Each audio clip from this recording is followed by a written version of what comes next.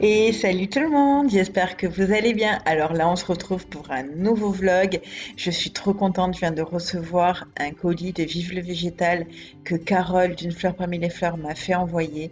Donc je la remercie énormément, je suis tellement contente. En plus, les fleurs qui sont dedans sont d'une qualité, mais c'est impressionnant. Par rapport à toutes les plantes que j'ai achetées en jardinerie et tout, ce n'est pas du tout comparable, c'est un truc de dingue. Donc voilà, donc là j'ouvre le colis et j'ai déjà vu ce que je voulais voir.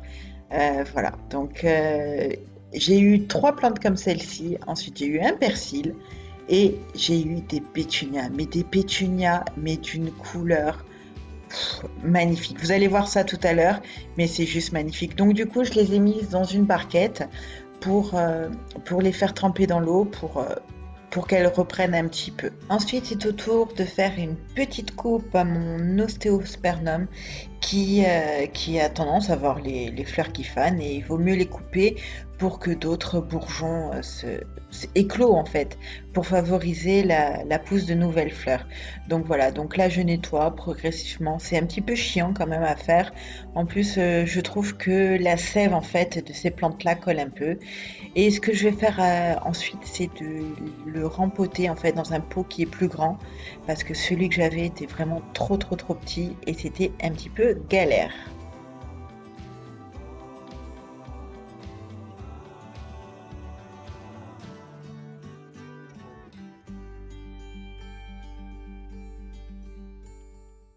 Et voilà, une fois le rempotage effectué, un bon arrosage. Donc là, j'hésite pas à mettre la quantité qu'il y a dans l'arrosoir pour vraiment que les racines s'installent bien dans le pot.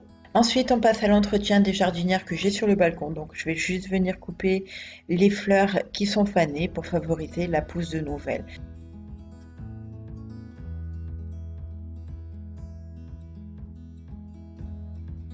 Donc place à la mise en route en fait de la jardinière Vive le Végétal. Donc là c'est super facile, vous mettez vos billes d'argile, un petit peu de terre, vous venez placer vos plantes comme vous voulez. Là je les ai mises un petit peu serrées c'est vrai, mais je voulais vraiment une jolie potée. Et il suffit de combler de terre. Alors ça c'est génial, ça n'a rien à voir avec les plantes en pot, c'est beaucoup plus facile. Donc voilà, il suffit juste de venir combler les trous avec de la terre et c'est réglé.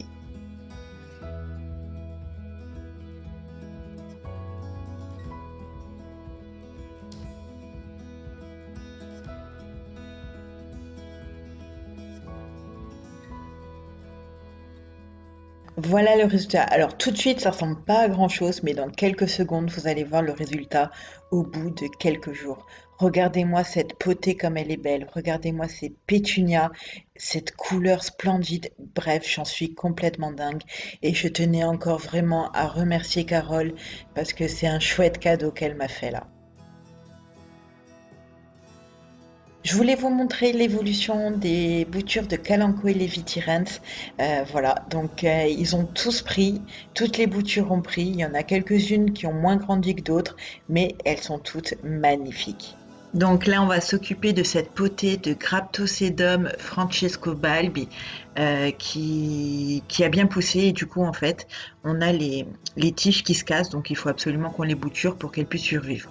Bon, après, vous avez bien vu qu'elle fait des racines et qu'elle aurait pu se réenterrer, mais comme ma mère voulait une potée de cette plante, du coup, on va en profiter. Donc ce qu'on va faire, c'est qu'on va venir couper toutes les têtes, on cherche pas à comprendre, on coupe tout, on met de côté. Ensuite, on va bien venir nettoyer toutes les petites feuilles qui ont séché autour, ainsi que les fleurs fanées.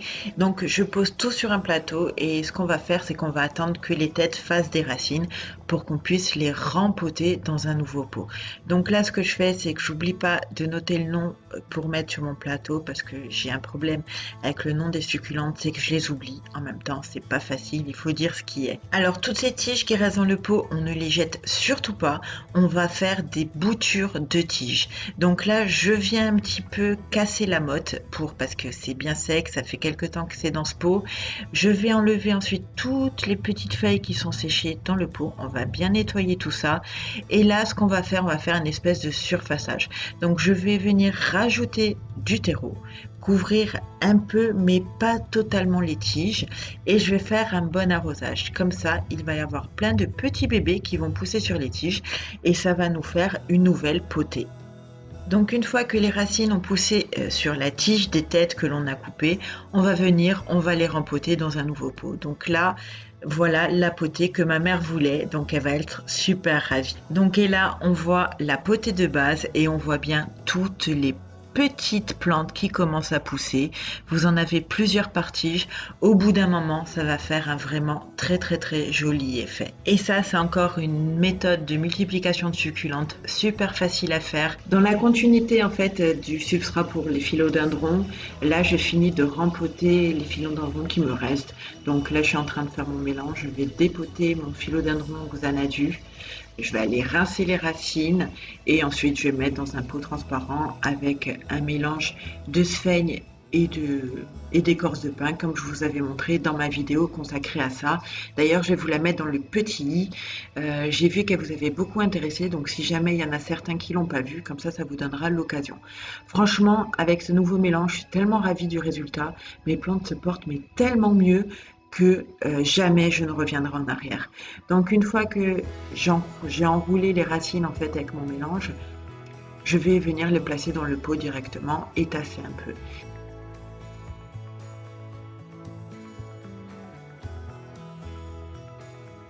Et je vais faire pareil avec mon philodendron Brésil ainsi que mon philodendron Imperial Red.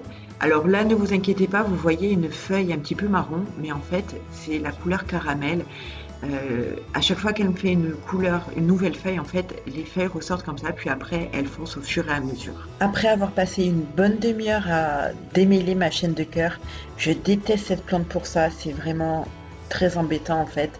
J'ai fait ça déjà pour la démêler, mais c'est surtout pour pouvoir voir où elle en était, pour pouvoir la marcoter, parce que à chaque fois je donne 1 ou 2 pieds de ma chaîne de cœur et souvent au final elle se dégarnit pas mal, donc du coup on va faire ça pour la renflouer un petit peu. Donc ce que je fais, c'est que je viens prendre un nœud qui est au milieu de la liane en fait, que je trouve qui est un petit peu gros. Je sais que le bulbe va se former beaucoup plus rapidement. Je viens le planter dans la terre directement. Je m'aide en général de trombones coupés comme cavalier et voilà. Et après, donc j'arrose normalement. Et au bout d'un moment, les racines se sont faites et j'ai plus qu'à couper la liane. Comme ça me fera 2 lianes. Tout ça sans mettre dans l'eau. Et au final, même si ça prend pas, la liane ne mourra pas étant donné qu'elle est toujours rattachée aux premières racines en fait. Donc pour que ça fonctionne, il faut absolument que le nœud soit en contact direct avec la terre. N'hésitez pas à enfoncer. Donc voilà, j'ai quasiment marcoté toutes les lianes. Donc là, on voit bien qu'elle a quand même pris de l'ampleur. Au final, la plante, elle va doubler de volume et ça, c'est top. Donc là, on part sur un tout autre registre. C'est mon chéri qui est en train de fabriquer le plan de travail en fait de la salle de bain parce que je n'arrivais vraiment pas à trouver ce qui me convenait parce qu'évidemment je suis trop pénible pour ça. C'est un parquet en fait de très bonne qualité qu'il a récupéré, vraiment effet vieilli, même les planches ne sont pas tout à fait droites, qu'il va venir coller en fait sur le contreplaqué. Là il fait des hachures en fait pour que la colle pénètre bien. Donc voilà ce que ça donne. Là je vous montre juste l'étagère et pour vous montrer en fait le travail, la finition. Donc c'est un petit peu foncé, c'est vrai, mais le problème c'est que avec les vernis en fait automatiquement ça fonce et ça c'est pas top.